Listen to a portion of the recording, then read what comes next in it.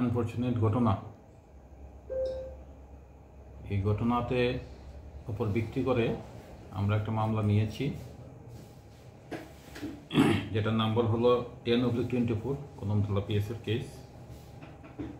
এই মামলার ইনভেস্টিগেশনের সময় আমরা এভিডেন্সের উপর ভিত্তি করে এখন পর্যন্ত 4 জনকে আমরা অ্যারেস্ট করেছি। মামলার তদন্ত চলছে।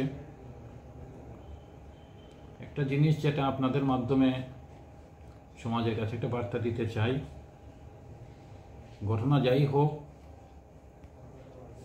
কেউ যাতে আইন নিজের হাতে তুলে না নেয়।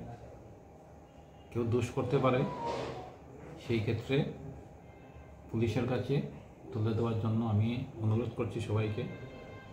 কারণ কিছুদিন আগে ধর্মনগরের এরকম একটা ঘটনা হয়েছিল, সেই ঘটনাতে এখন পর্যন্ত 4 জন অ্যারেস্ট হয়েছে, বাকি যারা আছে তারাও অ্যারেস্ট হবে। এটাও যেটা হয়েছে, এই ঘটনা তো 4 জন অ্যারেস্ট হয়ে গেছে ইনিশিয়ালি, বাকি যারা ইনভলভ আছে তাদেরকে আমরা ধরবো। Thank you. সাজাদের একজনের নাম হলো পান্না আকুরা, কুশ আকুরা, লব আকুরা এবং সমরজিৎ আকুরা। উভয়ের বাড়ি কি রানীবাড়ি এলাকায়? সবার বাড়ি রানীবাড়ি এলাকাতে। প্রাথমিক তদন্ত করা যাবে না এখন। তো ঘটনা যাই হোক, এই ধরনের কাউকে মানে আইন হাতে তুলে নেওয়াটা এটা কারোর পক্ষে উচিত না।